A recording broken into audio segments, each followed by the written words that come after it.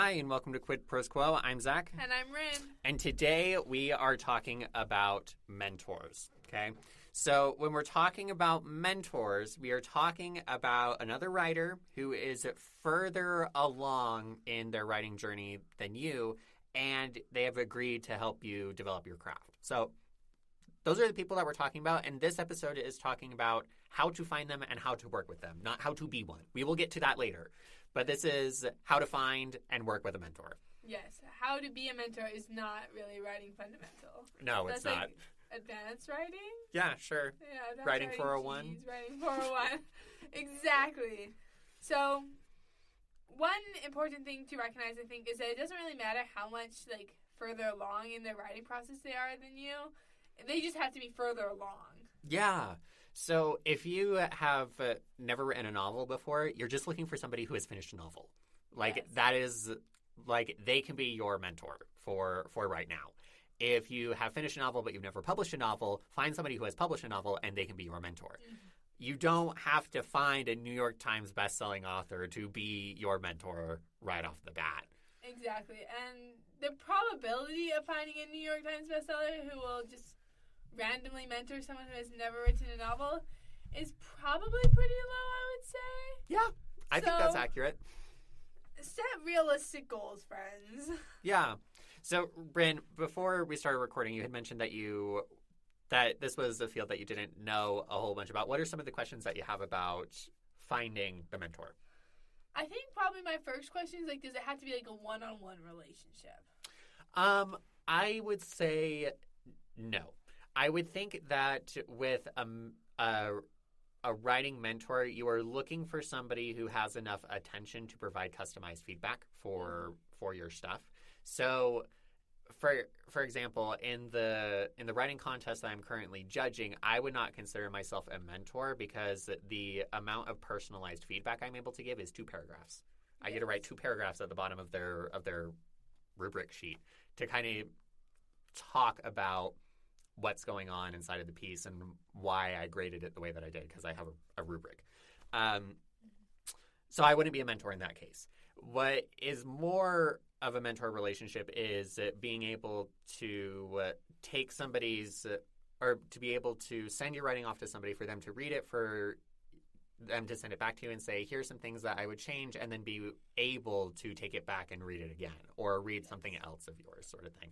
So a mentor could be mentoring 2 or 3 or 12 people, just depending on their capacity. But I think what's important is their ability to provide personalized feedback and to be able to follow up.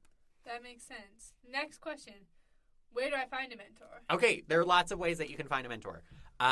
Local writing groups. So I attend the League of Utah Writer meetings in my city, and so I get to visit with other writers and kind of see what they're up to, what they're doing, kind of thing. And we're all at different levels. So I can kind of pick out and say, oh, this person is further along. This person might benefit from my expertise, kind of thing. And so you can kind of situate yourself inside of the local writing group. Another possibility is doing a writing class. So if you are looking into doing an MFA, or if you just want to go back to school, or you have some kind of organization that offers kind of like a one-off adult writing class, or it could be a youth writing class, doesn't matter. Those are also ways that you can find mentors, because the teachers for those classes, provided that they are small enough, will be able to provide that personalized feedback and will be able to follow up on that feedback. Yeah, absolutely. And that was something I realized also right before we started recording is I don't think I have a mentor. And then you're like, I bet you do. And I thought about it for 2 more seconds. And I was like, oh, my capstone professor is totally a writing mentor to me. Yeah. He gives me great personalized feedback on every scene and chapter I submit. So. Yeah. So those are two in-person ways that you can go about it. There's also online. So there are lots of different ways that you can go about it online. This can be even as basic as you like somebody's stories that they post on Wattpad or AO3 or some other fan fiction website or whatever, and you just cold email them and say hey, I really enjoy your work. Would you be willing to be my mentor? And that's actually really important, is that you explicitly ask for mentorship in one form or another. So it can look like that. It can look like one of the mentor relationships that has just kind of fallen into my lap in that I am mentoring somebody else was through a collaborative project where it became clear that I had expertise that was valuable to somebody else. So if you're working in a collaborative project, sometimes you will find a mentor doing that, and the internet can help facilitate those projects. So there's a lot of opportunities for online stuff. I know that I believe it's the Science Fiction Writers of America does a mentor program where a whole bunch of people say that they want to be mentored. They put them all into a pot, and then they do kind of like a raffle sort of thing where they'll say, okay, we're going to pair you up with this writer, and they're going to be your mentor for like it's about 4 months, so about like a school semester, and they're going to be your writing mentor. So that's another, some organizations will do that as well. The last way that you can find a mentor is actually to remove the living person from the equation, which has its benefits and its drawbacks. Which also, this is not like not innuendo, but no, you're looking for a book, okay, guys? You're looking for a book. Not marrying someone. No. We're looking for a book. So you find a book about writing that is written by somebody who you admire. These could also be articles by a writer that you admire. So not last week, but the week before, we released an episode about Terry Brooks and his writing book. We did The War of Art as well. And we've done Real Artists Don't Starve. So if you find a book about writing, whatever kind of book it is, that is a form of mentor.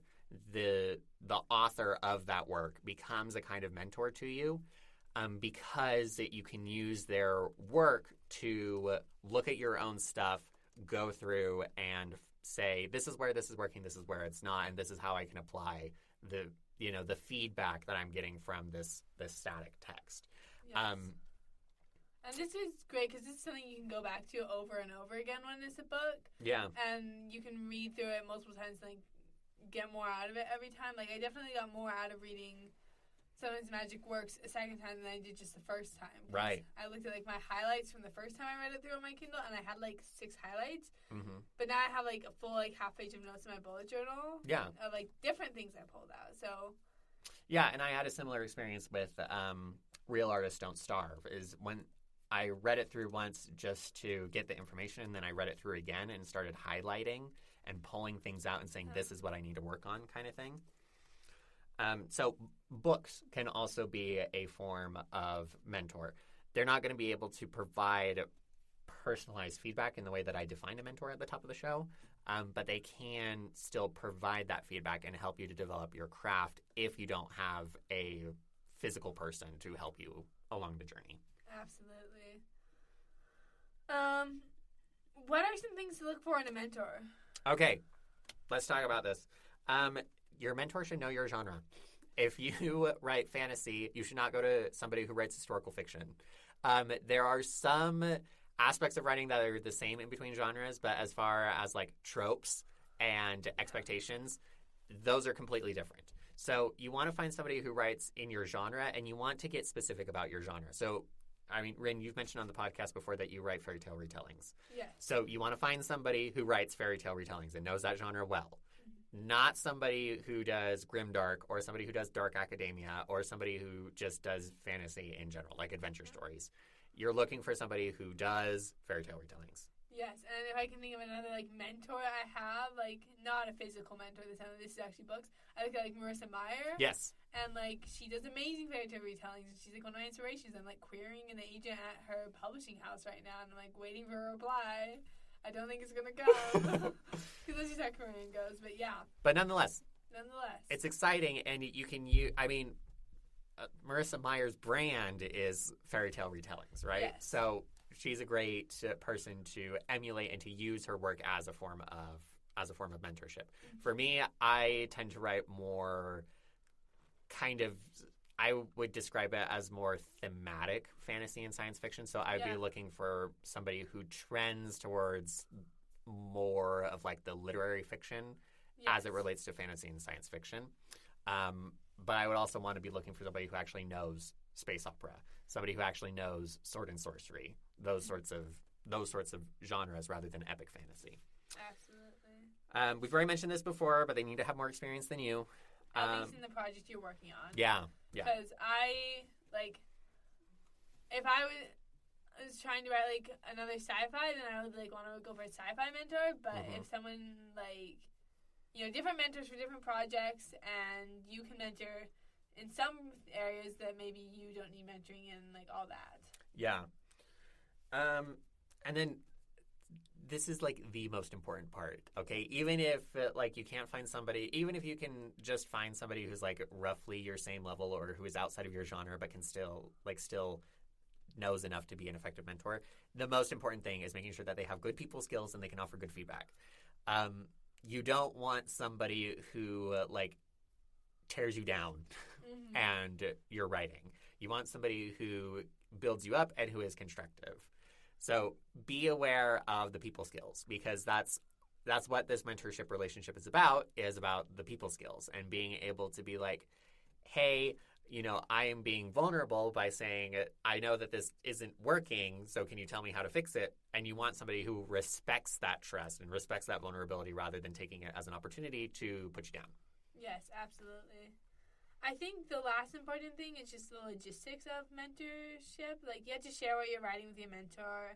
And just like you said, you have to like ask your strengths as a writer and also be like ready to hear what your weaknesses are. Yes. Because, again, it is a vulnerable experience and it can be scary. Yeah, and I think a good mentor will teach you how to leverage your strengths and to shore up your weaknesses to the point where they no longer become a problem. Because the way to become a better writer is to leverage your strengths rather than to try and bring your weaknesses up to the lowest common denominator. Because we talked a lot about Brandon Sanderson, like, of course, the past few weeks. Brandon Sanderson is not fantastic at writing dialogue. Yeah. It's not horrible, but it's not like...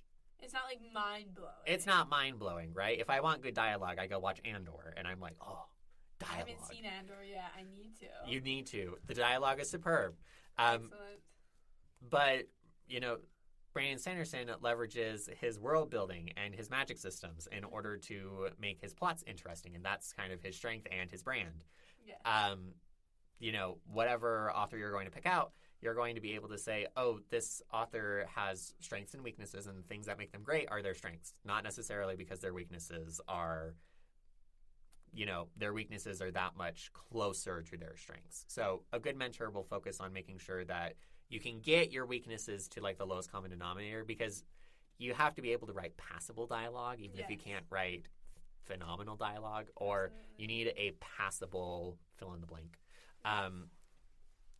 But once you get to the passable level, then you can focus on really honing your strengths. Absolutely. I just have one more thing I was going to say. Oh, you want to like try and find a mentor whose strengths are your weaknesses, so they can help you like improve your weaknesses up. Maybe not up to their level, but at least ameliorate your weaknesses. Yes. So that's important, is like for like the compatibility of strengths and weaknesses. Yeah, that's a good thought to end on. This has been Quid Pros Quo. Thank you so much for joining us, and we'll see you next week.